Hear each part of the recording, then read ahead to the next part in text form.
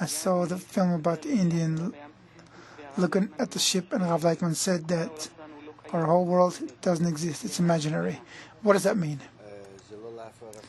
It's not Rav Laitman, that's what the Torah says, that our world, it's mentioned many times in the wisdom of Kabbalah, that our world is an imaginary world, because it is only sensed in our imaginary senses, because it's not real.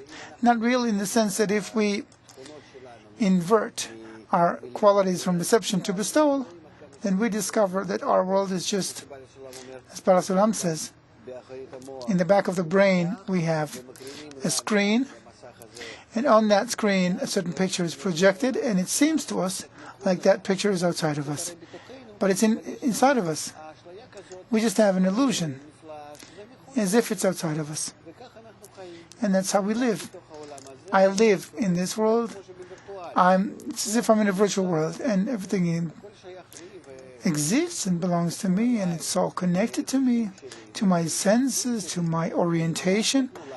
I was born this way, and that's how I feel. But because I have only one nature, an egoistic nature, when I come out of my egoistic nature and acquire another nature, the nature of giving and bestowal, then I begin to look at this nature from the side, and then I begin to see how my perception through the five senses, the physical senses, our body is an animal, really. It's like an animal. So when I perceive through these five senses, through these openings, eyes, ears, and the touch, so I discover that these senses are limited. They're not real. But that's on condition that I can watch it from my external senses when I manage to get out. That's why Kabbalists called the perception of our world an imaginary world. The world is a dream, sweat of life they called it. They gave all kinds of names to emphasize that these things are not real, that the minute we get rid of it, either because we die or because we rise up to our soul, and then we are in both the body and the soul, then we can watch it from the side and see how imaginary it is. There's no reason to feel sorry for this world. I don't think anyone can enjoy it anyway.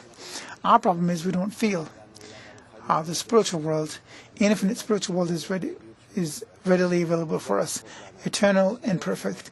You want to get both worlds and see how this world is truly imaginary. Let's try and make it a little more concrete. Say a Kabbalist has a body and a soul. He gets up in the morning and goes to work. Comes back at the end of the day and does what he does. He probably studies Kabbalah and so on. Today he was at work. He met people. He did things. What? Does he look at it and say, I was in it, but this is imaginary? We can't reconcile these two things as long as we're not in it. It's very hard to say how I connect. It's like, take a baby, for example.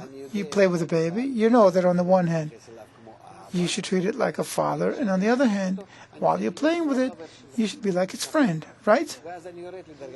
So then you come back to the degree of a friend, and he does things, I do things, and I play, but I play to benefit the baby, right? But besides playing with my baby, I see a higher need in that, a higher goal to develop him, to bring him to a better state, to bring him my love, my support. And that's how we feel towards the world. He feels his measure of participation with the world, even though he sees more and feels more, but it gives him an ability to express his love as it can be expressed, and others don't feel it. There are great people around us, truly great Kabbalists, and we don't see them. They exist, they're working quietly, without any publicity, and they're bringing great corrections to the world.